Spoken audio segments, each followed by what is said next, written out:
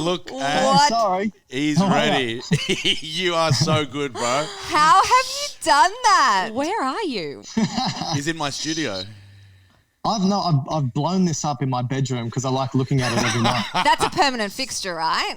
It's I wish it was, but You are it's amazing. just a Zoom. That is amazing. Is this a green screen? No, in Zoom you can add things in the background now. That is hilarious. Yeah, that's right. It looks that really good. platinum hair Yeah, it as looks well. really good offset with your hair color. I've changed my hair. I like it.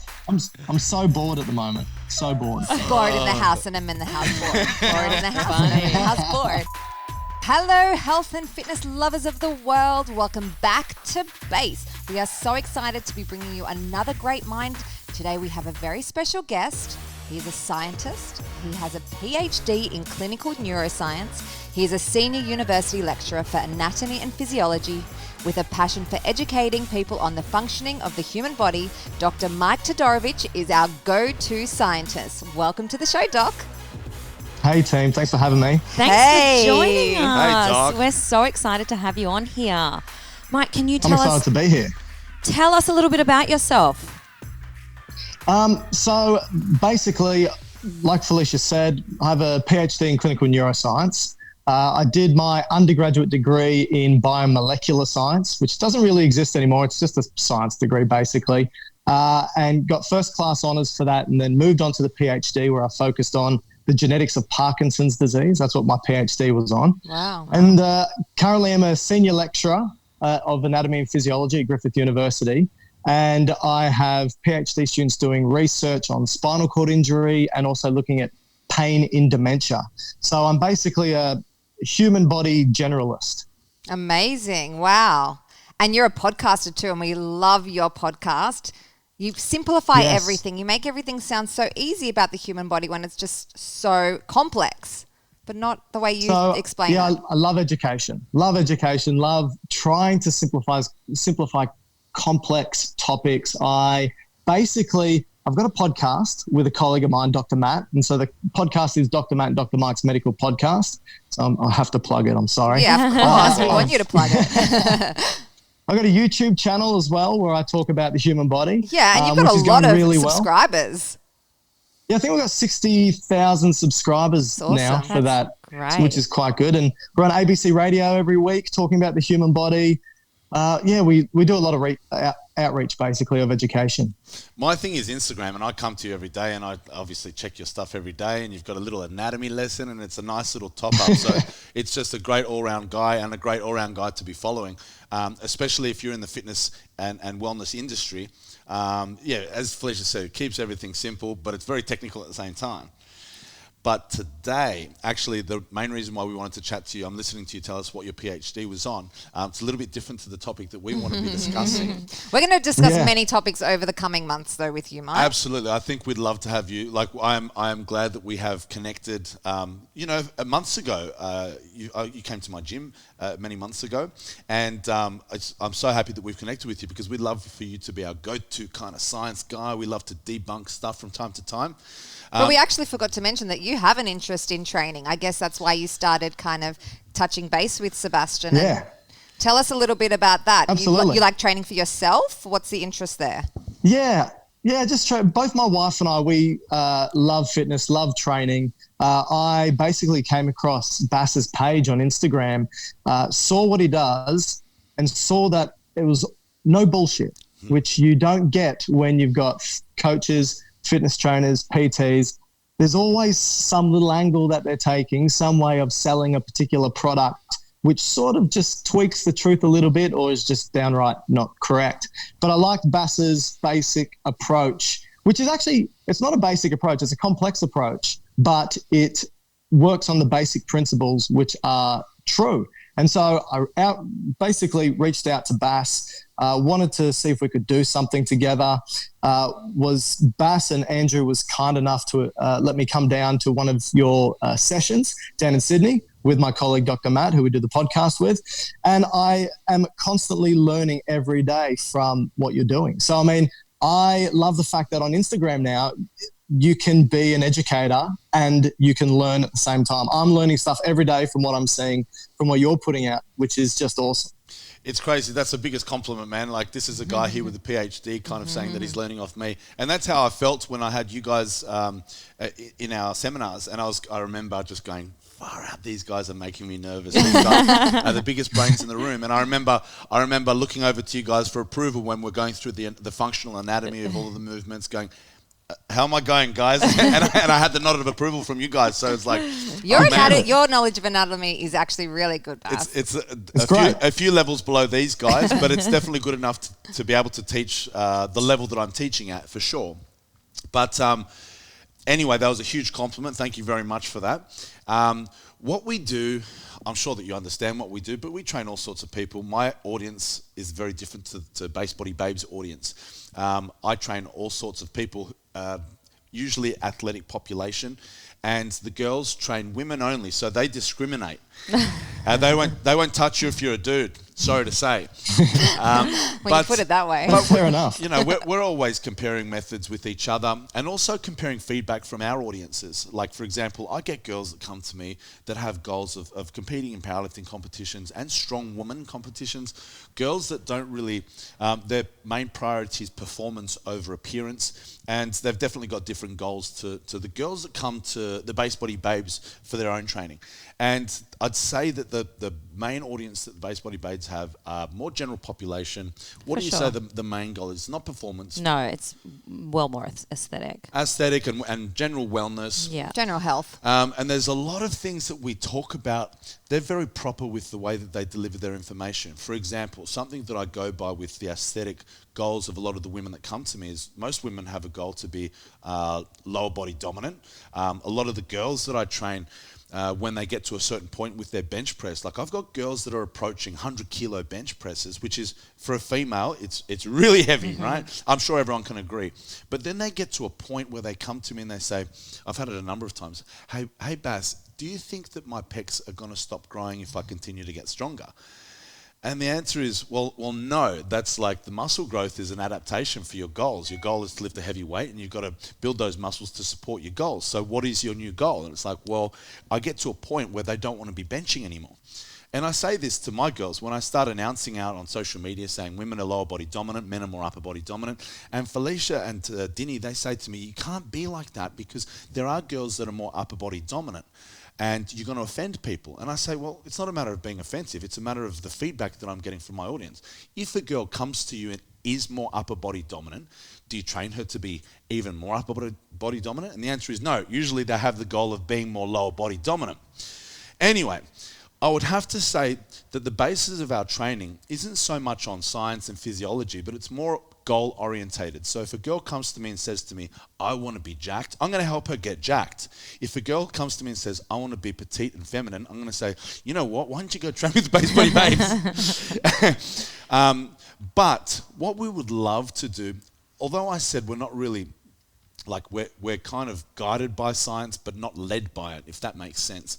But we would love to hear your take on the differences, the physiological differences between males and women, and how we can use that to, and not just us, our audience would love to hear the differences so that we can apply it to our training. And if there is any difference, but put goals aside, if there is any differences with the ways that we should train women to men, and why? What is your take on the anatomical and physiological differences between men and women and how it would relate to the differences that we should be training men and women?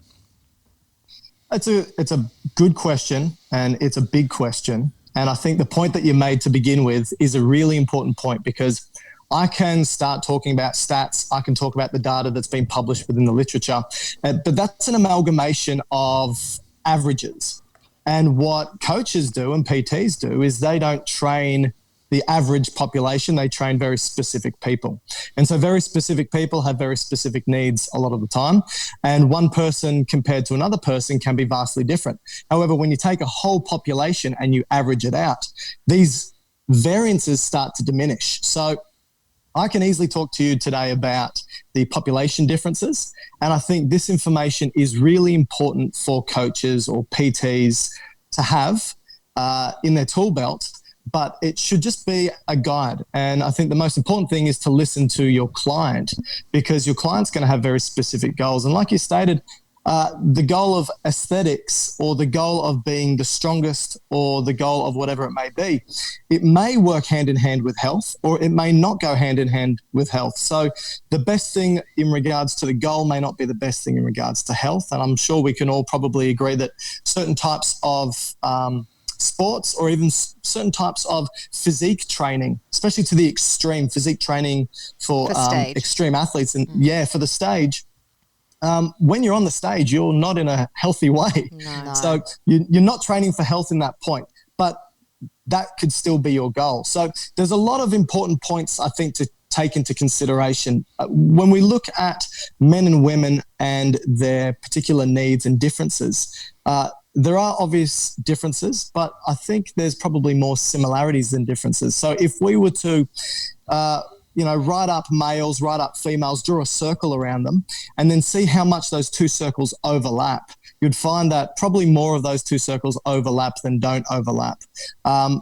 Those differences are important, but so are the similarities. And so some obvious similarities are the fact that both men and women can put on muscle size. Both can hypertrophy, which is just growth in the size of the skeletal muscle, and both respond to resistance training and hypertrophy in response to resistance training, even the same type of resistance training. Obviously, men have a greater absolute strength and a greater absolute muscle bulk, but it doesn't mean women can't have this if they don't train. So other things that come into consideration are obviously things like the menstrual cycle, metabolic needs, demands. If a woman gets pregnant, for example, this can change things. So there's a whole bunch of different factors that can come into play. It's an interesting thing that you say, men and women can both hypertrophy. They both have the potential for muscle growth. And it's a message that when we started off in the fitness industry, that it was kind of like the thing to do was to spread the word that women can't build muscle, so you shouldn't fear coming into the gym and training. And I came in and I've been working with, obviously I've been training with these girls for probably about 20 years, both of them. Yeah. And I know for a fact that women can build muscle. And these girls are petite, but I've definitely worked with women that step up on stage to do bodybuilding, women that power lift, and women that just have a goal of building muscle. Mm-hmm. And I know that, as I said, the main audience that I have is performance-based. And when someone comes to me and they go, I can bench 50 kilograms, for example, and I turn them into a 100-kilogram bench presser, there's an adaptation that occurs, and that is muscle growth. Their body has to adapt in a way that's going to be able to handle the demands of their weight training, and muscles grow. And we go and spread the message. Actually, women can build muscle, but it's not such a bad thing, because, we can help you with exactly where you want to build that muscle. Like we've got a good understanding of movement and all of the exercises. This is what our expertise is. And we've had times where women come on and they say, you shouldn't be spreading that message that women can build muscle because it's going to scare people off. And it's like, you know what? That's just dumb, because there's absolutely nonsense. Women can build muscle. And I think people need to be educated on that. And I think the difference is how you actually train is what is important. You have to be able to understand all of the movements, and exactly where you can be building muscle is up to you. And actually, women with muscle can and is actually quite beautiful, actually. That's my preference. I like the determination. I like to see a woman has work ethic as well. And that's what's actually really appealing to me. And I know that a lot of people share my opinion. But as you say, science will tell you that women can hypertrophy. Do you think with your research that there is a difference with the rate of hypertrophy between a male and a female, and what that comes down to? So if you have a look at some of the studies that come out, if you basically normalize for body size and body shape, and give both men and women a similar resistance training program, they'll both hypertrophy similarly, to the same degree, basically. There may be some differences in which women can hypertrophy a little bit more in the upper body compared to men, but it's basically similar. Now, obviously, absolute strength and absolute hypertrophy is different, which can be due to some innate differences between men and women, including hormone profiles and genetics and so forth. But they do hypertrophy in a similar way, in a similar fashion. And so they both do respond to resistance training. So we've spoken about the similarities between men and women. What are some of the differences that you were talking about? Are they hormonal differences mainly? Yeah, so you can have a look at, so if you have a look at muscle fibers, for example, so we can all basically agree that you've got two major types of muscle fibers, the type 1 slow twitch, type 2 fast twitch. The type 1 muscle fibers, they love oxidative metabolism, so the slow burn, like using fatty acids as an energy resource. And the type 2 fast twitch muscle fibers generate a lot of force and they're glycogenic. They like breaking down glucose, but they're short lasting and they fatigue easy. And those type 1 fibers don't fatigue as easily. And so they're usually muscle fibers that are used for postural fibers, for example. Now, if you have a look at men and women and take cross-sectional areas and have a look at the fiber differences, you'll find that generally speaking, women probably have more type 1 fibers compared to men. However, this is very muscle group specific. And so if we look at muscles like the biceps, for example, which is often looked at in these types of studies, women tend to have more type 1, slow, fatigue, resistant fibers compared to men. And vastus lateralis as well seems to be a higher propensity for type 1. Again, there's always a bias sitting in here because researchers can only look at muscles that are easy to look at and biopsy muscles that are easy to biopsy. So we have to extrapolate that data. And so there's some studies that are saying that, overall, the fiber difference isn't that different. But there are other studies that basically say, well, you could probably say that women overall have a propensity for type 1 fibers compared to type 2. So what that could mean is women potentially would be better at more endurance type of training, fatigue-resistant training. And so there's some studies out there comparing males to females, looking at resistance training. I think it may have been the bench press, looking at a 1RM and then looking at how long the recovery time is before they can do their 1RM again. And it seems that for women, the time period is far shorter than that for men. And so their recovery period is far shorter. So women seem to fatigue less and recover earlier. And this this type of information can be used any way you want, I suppose, but you could potentially extrapolate that out and make an argument that maybe women could take higher loads in regards to their training and could do split training sessions. They could take higher loads but do a morning and evening session. Maybe for men, lower loads, heavier weight, one session, longer rest period. So there is some snippets of evidence in the literature stating that this may be the case. So the first thing that comes to my mind when I train someone that has an endurance background, I guess the science could say that they've developed their type 1 fibers a little bit better than they've developed their type 2 fibers. And so they come to me and they're type 1 dominant, and it would take me a longer time to develop those type 2 fibers, and they'll always be showing some type of characteristics of an endurance style of athlete. When we're talking about percentages of 1 rep max. So if you get 85% of your max, someone who's type 1 dominant will be able to perform more reps of 85% of their max than someone who's fast twitch dominant. But I've always said that it kind of doesn't really matter to me. I'll train someone based on their goal, not on what I think their fiber type makeup is. So if someone comes to me and they've got an endurance background and they want to compete in a sport like powerlifting where they have to perform a 1 rep max, I believe that I can train that person to be great at 1 rep maxing. It's a skill. As well as, long-term training, developing the right muscles. Is there, the studies, I always say, who are they performing these studies on? Is it a matter of when they look at a woman and say they're more type 1 dominant, is that lifestyle dependent? Are they getting women who just don't have a history in training and the men that they're training, they're kind of brought up on more explosive sports? Do you think that has... plays a role in the study results? Like, who are they performing these studies on? Yeah, absolutely. The studies are variable, and you have some studies that look at this in athletes, but most of the studies look at untrained people. And they look at untrained people because they assume that when they do some sort of intervention, and it may be resistance training or aerobic training or whatever it may be, that they're going to have more noticeable difference. And they often do have more noticeable differences because obviously there is a ceiling effect in which people who are well trained are closer to the ceiling, and there's going to be the percentage difference is going to be less significant. So a lot of these studies are performed in untrained individuals. I think it's important to have a look at the fact that if somebody's untrained, then there's going to be a greater capacity to get better.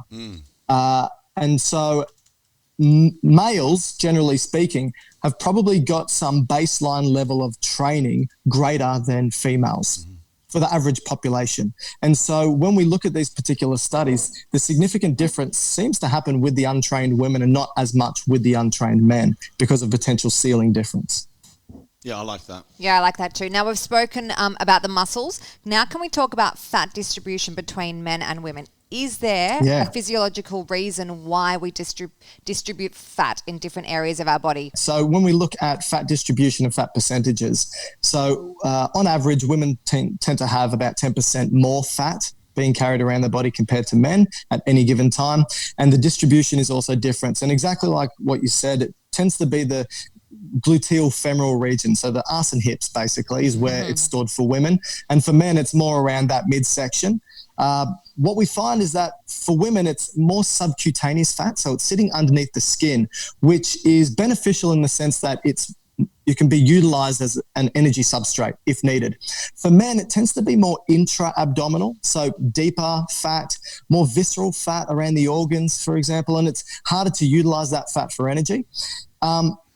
What we see, and this is really interesting in the literature, if we just talk about general health, having that extra 10% for females and having it distributed to the gluteal femoral region is actually cardiometabolically protective for women. But for men, it's not. And so what we find is that men, the more weight that they have, if men had that extra 10% around their midsection or even around the gluteal femoral region, they would be more at risk of cardiometabolic effects. So this is things like heart attack, stroke, diabetes, things like that. So this fat percentage difference in distribution is protective for women. Now, we don't necessarily know why it's the case. We know it's hormonally driven in part because we know that as women age and they become more postmenopausal, the estrogen levels begin to drop, and the dropping with estrogen seems to correlate with that fat actually being distributed in different areas. So now that fat starts to move to the midsection, and now that cardioprotective effect disappears. And we know that if women take estrogen as a hormone replacement therapy, that it can mitigate some of these changes. So it is hormonally driven in part. A really interesting point is that women tend to utilize fatty acids as a metabolic substrate more than men.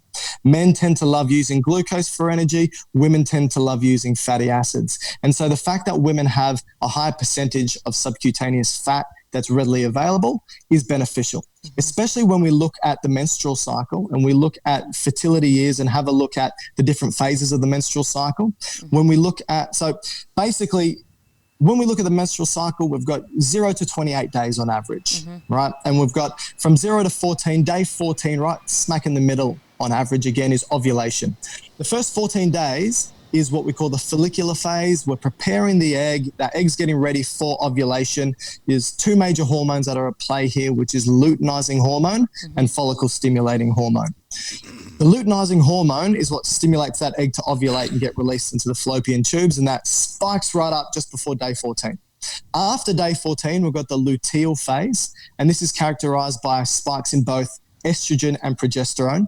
And those two hormones are anabolic. So they're anabolic steroid hormones, and they're anabolic in the sense that they promote growth of the uterine lining. They're preparing it for egg implantation. So it's increasing vascularization, it's increasing nutrient demand, it's increasing the muscle thickness of that endometrial wall as well. So it's anabolic, but it's not just anabolic for the uterus. We know estrogen, for example, is anabolic for bones and muscle as well, because we know, again, in postmenopause, that muscle growth diminishes, and we also know that bone density diminishes. Another reason why hormone replacement therapy can be utilized to stop any osteoporotic effects that can happen in postmenopause. So even the menstrual cycle has these hormonal effects, and the hormonal effects can affect anabolic, catabolic phases. It seems to be in that luteal phase where we've got high estrogen, high progesterone. The metabolic demand for the woman increases as well, and their utilization of fatty acids and proteins goes up. And we can see this when we look in bloods. A couple of studies, I think a study came out in Nature maybe a year or two ago that looked at blood plasma levels of certain nutrients, vitamins, minerals, nutrients. And they saw that in the luteal phase, that fatty acids were down, amino acids were down, which indicated that they were being utilized for growth. And so it tends to be an anabolic phase in that luteal phase. So an argument could potentially be made that a caloric demand or even a nutrient demand for fatty acids and proteins go up in the last phase of the cycle.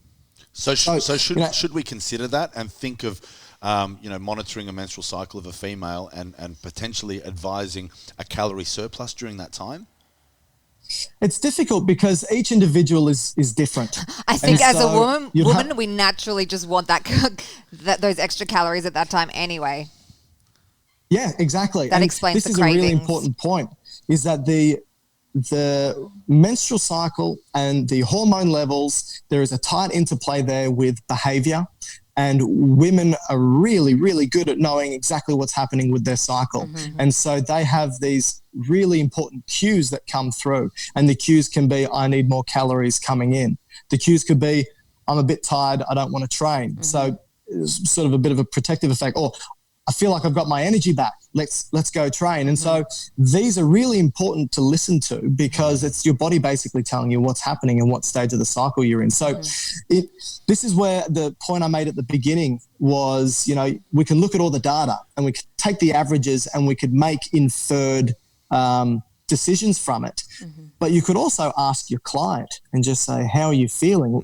Some clients may have a lot of menstrual pain during menstruation or discomfort, and this may stop them from being able to engage in exercise. And so there may actually be, things that are physically stopping them from training. Also, never forget, sorry, I just dropped my camera. Never forget the psychological aspect of all this. Mm-hmm. And so there's obviously mood changes that occur and behavioral changes that occur, and sometimes people just don't feel like training. Sure, and you should come and spend a day with us at our female-only studio. We get something different every day. Or maybe you shouldn't, actually. I wouldn't recommend it. It's an interesting thing that you're talking about. It's like the body knows what it needs. When a girl craves, it's because she's actually needing it. And in my experience, I think it's quite difficult to be intuitive. So us being the professionals, we would get women that come to us to be guided by us and say, we've got a fat loss journey. This is our goal. What's the recommendation? And let's just put it simply. The recommendation would be to go on a calorie deficit.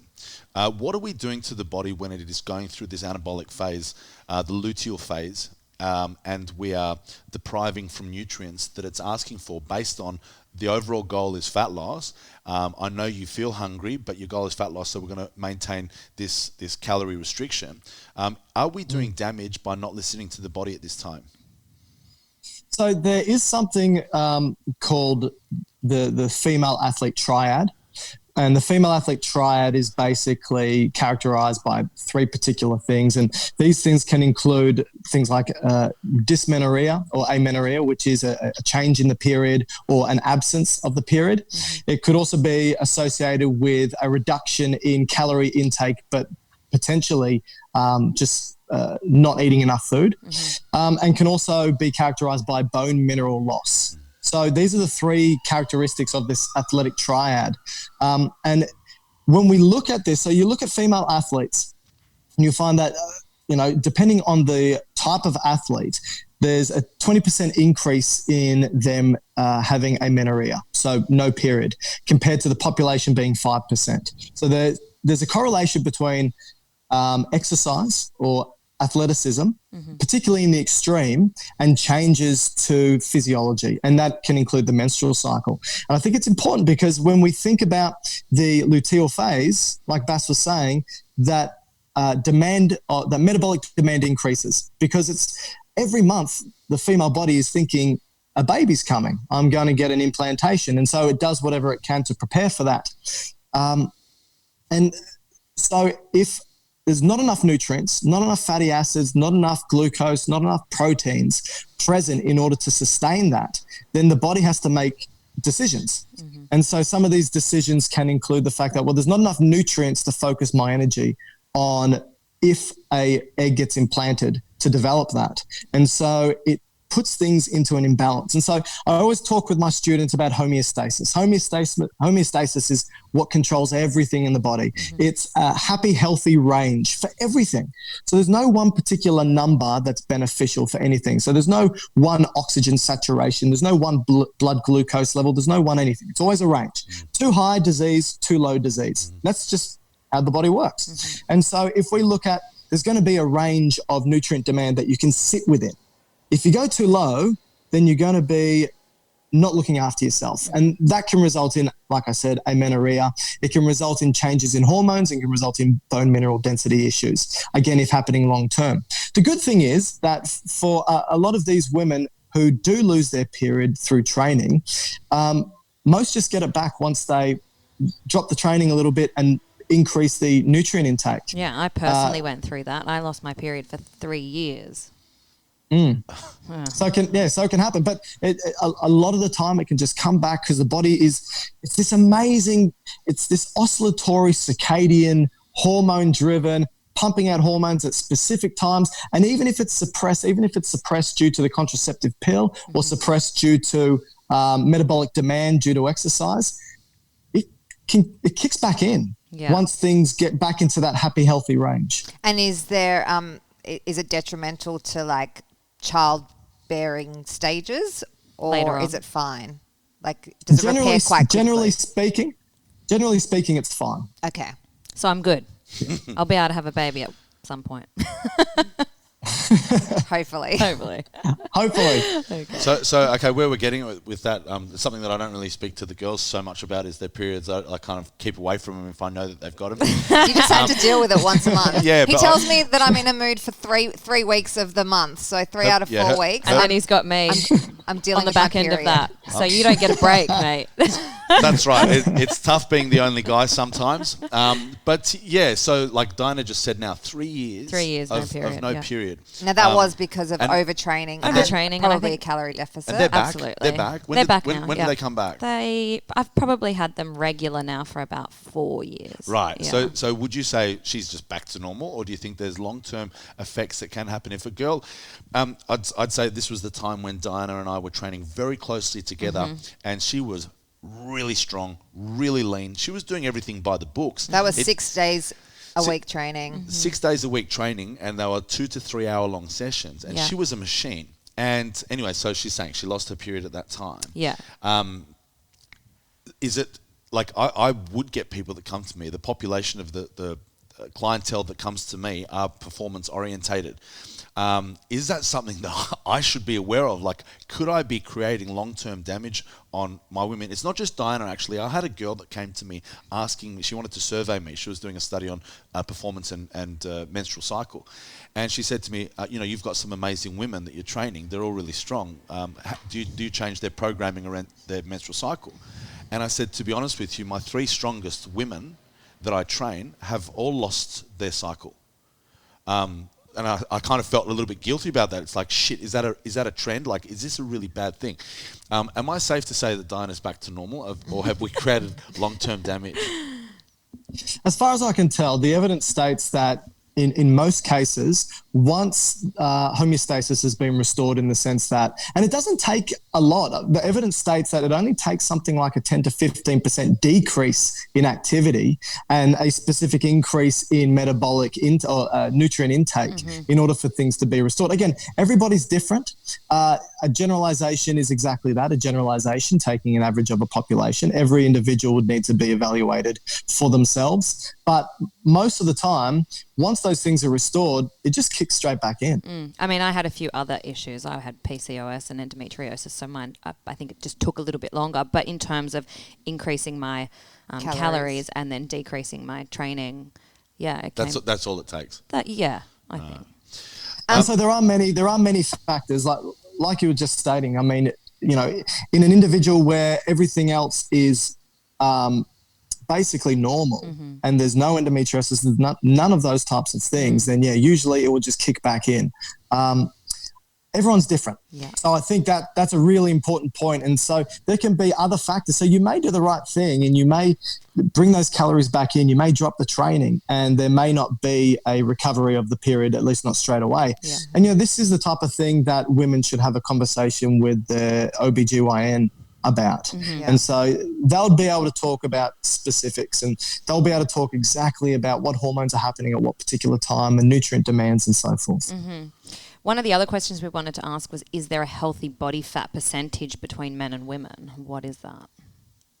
That's a really hard question. Mm-hmm. So ranges. You like ranges. Yeah, it's all ranges. Well, ranges is safe for me, Mm-hmm. but ranges is also what's happening anatomically and physiologically. However, it's really difficult to identify a healthy range because we've got to think about what are the parameters, what are the markers that we're looking at here for healthy. Mm-hmm. So again, if the goal is performance or the goal is physique, then obviously it's going to be very different. Yeah. If the goal is general cardiometabolic health, it's going to be different as well. Like I said earlier, you'll find that women will have about 10% more body fat, and that is healthy to have that increase in body fat. When it comes to specific numbers, I think throughout the lifetime of a man, on average, their body fat's around about 23 to 30%. And for a woman, it's around about 30 to 40%.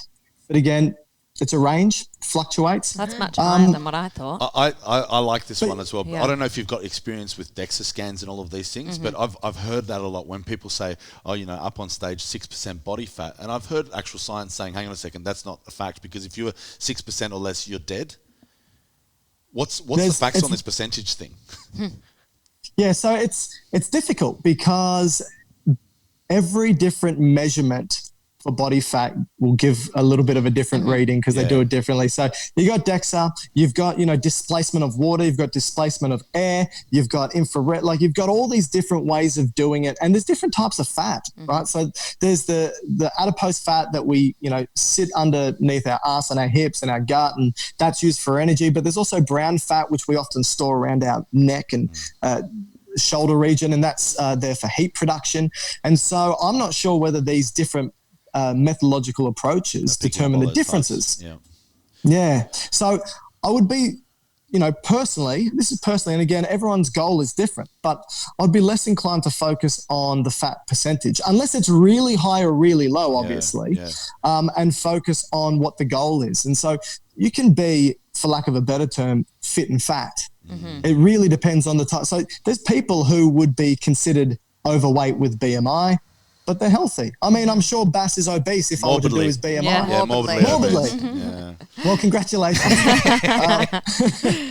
But again, that's a number representative of, weight according to stature squared, right? Yeah. So it's a little algorithm that they use. And BMI is actually really good for the general population to associate it with health issues. It's actually a really good marker of that. But when you've got a bodybuilder or a power lifter coming in, and their BMI looks obese, but in actual fact, their cholesterol's great, all their markers are really good, they're healthy, they're fit, it's not the best measurement to use. And so I agree.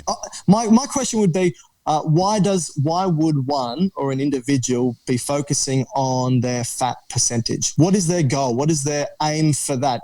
And so I think that should be driving everything. Yeah, interestingly, I think it's just one of those useless pieces of trivia that people just like to know the number.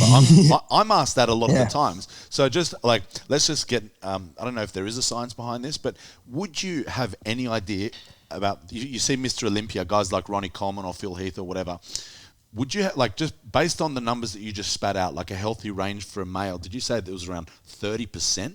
To me, that sounds like a really fat guy. Yeah. That's quite so 30% is, I should have been more specific. As you age, both males and females increase their body fat percentage.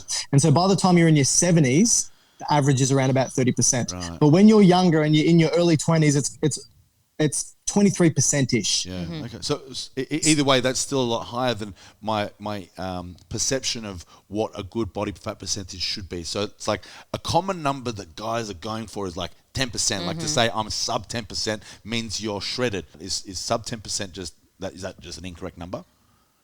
Well, I mean, again, it's for me, like exactly like you said. In my eyes, it's arbitrary. Yeah. What is it? Is it just something they can hold on to and wave it like a flag? I think so. This is me, and I think a lot of people like to do that. They like to have proxies that represent who they are or what they are, and numbers tend to be big on that. I mean, I had a DEXA scan at work because the athletics department was doing it. I said, yeah, do a DEXA scan. And the guy that was the rep that was running, I think I was 11%. And he goes, oh, congratulations, that's great. And I said, great for what? And he goes, oh, it's just really good. I said, really good for what? And he goes, as a number. And I'm like, people like numbers. It's embedded in our culture. It's embedded in our minds that there's a number and the number's a goal and we have to hit that goal no matter what. But I mean, are you happy in yourself? Are you fit? Are you healthy? Are you doing all the things that you want to be able to do? Are you hitting your goals, which may be certain lifts or certain looks? And if you're hitting those, what does the number truly mean? If you're a physique competitor, you're up on stage, do they ask you for your numbers? I don't know if they do. They definitely do. Hey, I'm coming in at 10%, guys. Exactly.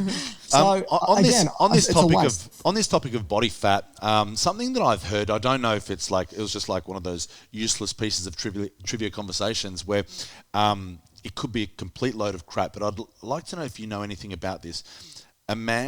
It's innate that a male is attracted to a fatter backside of a female because it tells that male that she's healthy enough, she's got a body fat percentage that is high enough to be in the healthy range to bear a child.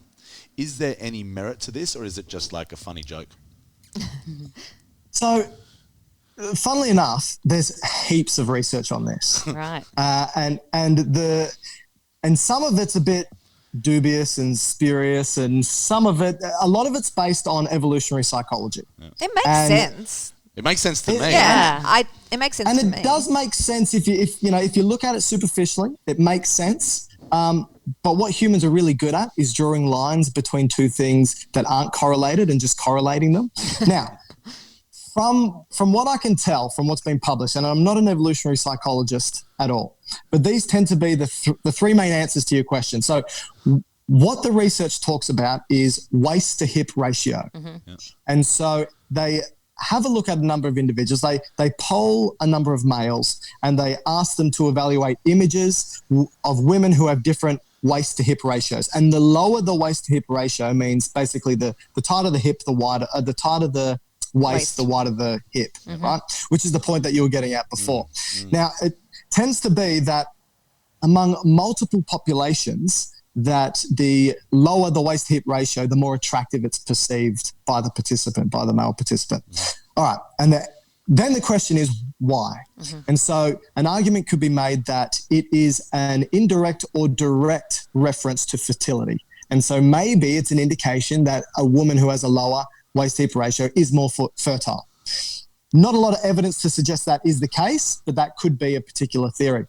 Another theory is that maybe it's just population specific. Maybe in all these studies, they're polling 17-year-old college boys, and that's what 17-year-old college boys like. And maybe if you go to a different age, or maybe if you go to a different cultural population, maybe another part of the planet, it's not necessarily the case. And then the third factor, which I'm inclined does play a role to some degree, is that our opinion of attractiveness, there's a degree that's innate, but also a degree that is culturally influenced. Sure. And I wouldn't be surprised that over the past 60 to 100 years that the media has demonstrated that, hey, this is what's attractive, a low hip to waist ratio, and therefore it gets embedded in the psyche. And then when you ask a person that, they're basically primed to answer that question. And so their answer is going to be, I find the low waist to hip ratio the most attractive. So it is actually a lot more complex than it first looks. I think it's probably a combination of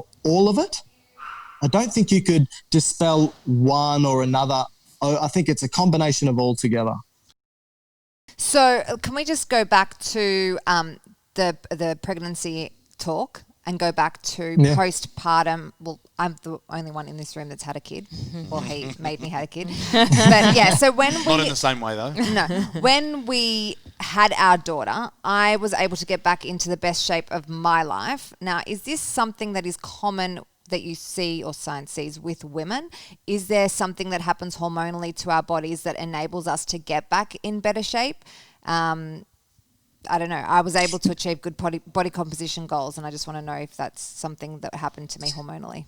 So that could potentially be you specifically. My wife, for example, after She's we got had abs, our mate. daughter. She looks great. I know, and she had a C-section too. So those abs are after having a C-section. Yeah, wow. So, but again, I think what's probably a really important factor here, I could be wrong, but what's an important factor here is fitness prior to pregnancy. Yeah. And so if an individual is quite fit prior to pregnancy, there's going to be probably a better recovery period and a better rebound period, shorter rebound period, basically. Now, my wife had a C-section, and so she was bedridden for a couple of days. But, apart from that, you've got the separation of the abs that is common and that occurs, and you've got to be very careful with that abdominal separation. And with a C-section, you're obviously cutting through multiple tissue layers, skin, muscle, fat, fascia, and so forth. And so recovery is needed there. But I think a lot of the time, once the baby is born, hormones are going to be produced, which are going to now be protective for nutrients for that baby. So it's going to be things like oxytocin and progesterone. Oxytocin and prolactin are the two hormones that are going to start shooting through the roof. And oxytocin we always think about as the love molecule, I think, if you've probably heard of it like that. Yeah. But I always tell my students oxytocin is the love-hate molecule because they did some studies and they showed that tribal individuals who were just about to go to war, they had a look at their blood serum and the oxytocin was through the roof. And so oxytocin is there to solidify relationships, whether it's good or bad. And the interesting thing for oxytocin with pregnancies, oxytocin is there to solidify relationships, but it's also there for milk letdown. So oxytocin contracts muscles. And so it contracts the muscles of the breast tissue to push that milk out, but it's also the hormone that gets released during labor to contract the uterus to push the bub out as well. So oxytocin is really important. How long do we Prolactin have is that the milk production. oxytocin release for postpartum? You'll have varying degrees of oxytocin being released throughout your whole life, basically. Right. But it's just but it spikes elevated with at bub. that time. And then with breastfeeding, so I breastfed for 19 months, and I guess it was probably after. That's great. Yeah, really long time. It was probably towards that end, maybe a year and a half, where I really got heavy into my training and really focused on it. But yeah, I got really lean at that time. I think you were in your best shape probably about 2 years. Was it 2 years after? Yeah. Yeah. Okay. Well, so how long do how long till we come back to that balanced level of hormones after childbirth? Is there a number? So you breastfeeding for, what did you say? 19 months, did you say? 19 months. Okay. So historically, we breastfed for up to 3 years postpartum, sometimes 4 years, because milk was the primary energy source for infants. And so hormone levels are going to be, again, favored for feeding the bub.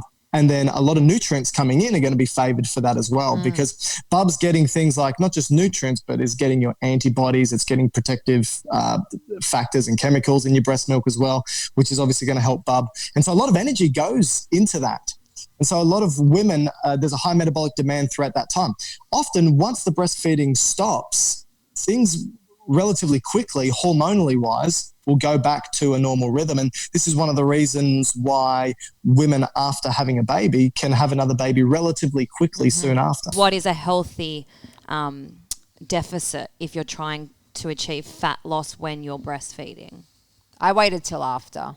I mean, my milk was dwindling down by that point anyway. So I was never. My aim was never to be in a calorie deficit. I was just fueling my body. We the whole definitely time. get loads of women who come and train with us postpartum who are wanting to achieve fat loss but are still breastfeeding. So what is a safe rate for them to be losing It's a good weight? question, and I don't know if there's an answer to it, because obviously weight loss is a sum of, calorie in, calorie out. Yeah. What you take in, what you burn. And there's multiple factors coming into play here, which were never there prior to bub, which is, I don't know how much energy you burn just by producing breast milk. Yeah. And also how much sleep are you getting? A lot of people, if they don't get enough sleep, they tend to gain weight as well. So sleep is really important to maintain a whole bunch of other homeostatic functions. So I think there's too many factors to be able to make a statement on it. I think an individual would need to weigh it up.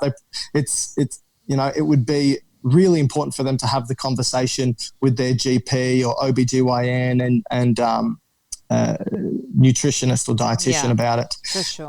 Because it's probably not something that an individual should just do on a whim or on their own steam, because there's so many factors coming into play. Yeah, for sure. All right, I think we are all at an hour, so we're going to wrap it up. We've absolutely loved this chat today. I definitely learned a whole bunch. Yeah, so thank you so much, Doc. Thanks for having me. Thank you for sharing your scientific perspective. I'm sure our audience has learned a lot as well. So, we're going to try and get you back on soon.